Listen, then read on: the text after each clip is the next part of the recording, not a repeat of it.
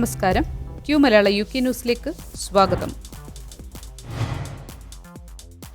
Conservative പാർട്ടിയുടെ leader സ്ഥാനത്തേക്കുള്ള മത്സരത്തിൽ നിന്നും മുൻ വർക്ക് ആൻഡ് പെൻഷൻ സെക്രട്ടറി പുറത്തായി. ചൊവ്വാഴ്ച നടന്ന എംപിമാർക്കിടയിലെ രണ്ടാം വട്ട വോട്ടെടുപ്പിൽ കേവലം 16 വോട്ടുകൾ മാത്രം നേടി അവസാന സ്ഥാനത്ത് എത്തിയതോടെയാണ് മത്സരത്തിൽ നിന്നും മുൻ മന്ത്രി മെൽ സ്ട്രൈഡ് പുറത്തായത്. ഇന്ത്യൻ വംശജയായ പ്രീതി പട്ടേൽ 14 വോട്ട് മാത്രം നേടി ആദ്യ റൗണ്ടിൽ തന്നെ പുറത്തായിരുന്നു. ആദ്യ റൗണ്ടിൽ 28 വോട്ട് നേടി മുന്നിലായിരുന്ന മുൻ ഇമിഗ്രേഷൻ മിനിസ്റ്റർ റോബർട്ട് ജെൻറിക്കിനാണ് രണ്ടാം റൗണ്ടിലും ഏറ്റവും അധികം എംപിമാരുടെ പിന്തുണ ലഭിച്ചത്.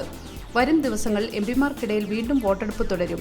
കുറഞ്ഞ വോട്ട് ലഭിക്കുന്നയാൾ ഓരോ റൗണ്ടിലും പുറത്തായി. ഒടുവിൽ അവശേഷിക്കുന്ന 2 പേർ തമ്മിലാകും പാർട്ടി അംഗങ്ങൾക്കിടയിലെ മത്സരം. ഒക്ടോബർ 31-നാകും അവസാന റൗണ്ട് വോട്ടെടുപ്പ്. നവംബർ 2-ന് ഫലപ്രഖ്യാപനവും.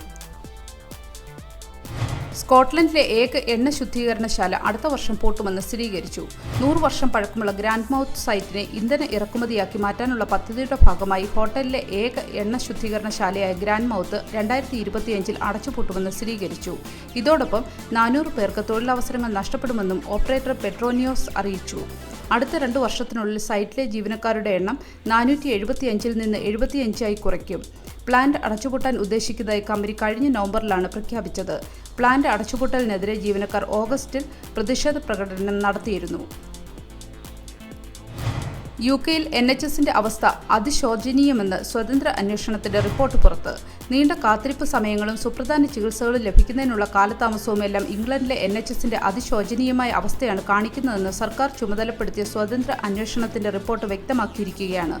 NHS സർജനായ ലോർഡ് ഡാസിയുടെ 9 ആഴ്ചത്തെ അവലോകനത്തിന് ശേഷമുള്ള റിപ്പോർട്ടാണ് ഇപ്പോൾ പുറത്തു വന്നിരിക്കുന്നത്. തെരഞ്ഞെടുപ്പിന് തൊട്ടുപിന്നാലെ ആരോഗ്യ സേവനത്തിലെ വീഴ്ചകൾ കണ്ടെത്തി സ്വതന്ത്രമായ റിപ്പോർട്ട് തയ്യാറാക്കുവാൻ ലേബർ സർക്കാർ അദ്ദേഹത്തോട് ആവശ്യപ്പെട്ടിരുന്നു. ക്യാൻസർ പോലുള്ള രോഗങ്ങളുടെ ചികിത്സയിലുണ്ടാകുന്ന കാലതാമസം, ആക്സിഡന്റ് ആൻഡ് എമർജൻസിയിൽ തുടങ്ങിയവയെല്ലാം NHSന്റെ പരാജയത്തെയാണ് വെളിപ്പെടുത്തുന്നത്. കൂടാതെ രോഗികളുടെ എണ്ണത്തിലുള്ള വർധനവനുസരിച്ച് സ്റ്റാഫുകളുടെ എണ്ണം വർദ്ധിക്കാത്തതും സാഹചര്യങ്ങളെ രൂക്ഷമാക്കുന്നു. നവീകരണത്തിനായി സർക്കാർ ഇനിയും അർത്ഥവത്തായ പദ്ധതികൾ ആവിഷ്കരിച്ചിട്ടില്ലെന്ന് shadow health secretary Victoria Atkins പ്രതികരിച്ചു. ലേബർ സർക്കാരിന്റെ മേലെ സമ്മർദ്ദം വർദ്ധിപ്പിക്കുന്നതാണ് പുതിയ റിപ്പോർട്ട്. ഗുണ്ടാ കത്തികൾ വാങ്ങാൻ സോഷ്യൽ മീഡിയ കുട്ടികളെ പ്രേരിപ്പിക്കുന്നുവെന്ന് മുതിർന്ന പോലീസ് ഉദ്യോഗസ്ഥൻ.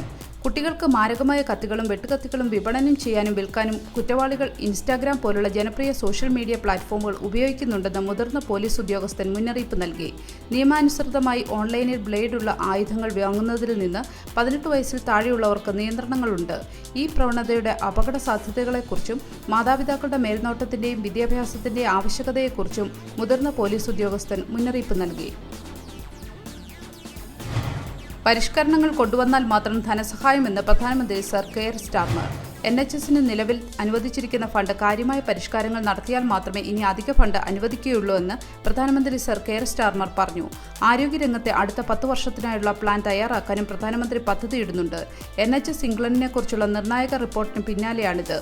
പ്രാദേശിക ഹൈസ്ട്രീറ്റുകളിലും ടൗൺ സെന്ററുകളിലും കൂടുതൽ ആരോഗ്യ പരിരക്ഷയും പരിശോധനകളും സ്കാനുകളും ലഭ്യമാക്കുന്ന നെയ്ബർഹുഡ് ആരോഗ്യ സേവനമായി NHSനെ മാറ്റാൻ അദ്ദേഹം നിർദ്ദേശിച്ചു.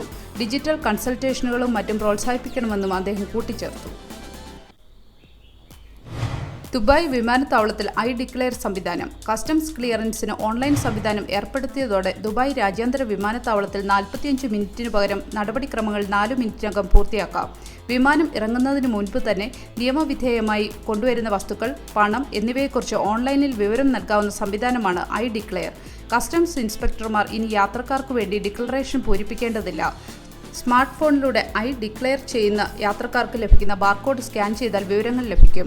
വ്യാപാരത്തിന്റെയും ടൂറിസത്തിന്റെയും ആഗോള കേന്ദ്രമാക്കി ദുബായ് മാറ്റുന്നതിന്റെ ഭാഗമായാണ് നടപടി.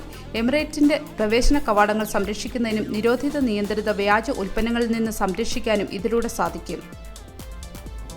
ഒരു നല്ല ദിവസം ആശംസിച്ചുകൊണ്ട് ഈ വാർത്താ ബുള്ളറ്റിൻ പൂർണ്ണമാകുന്നു. ചാനൽ ലൈക്കും സബ്സ്ക്രൈബും ചെയ്ത് പ്രോത്സാഹിപ്പിക്കണം.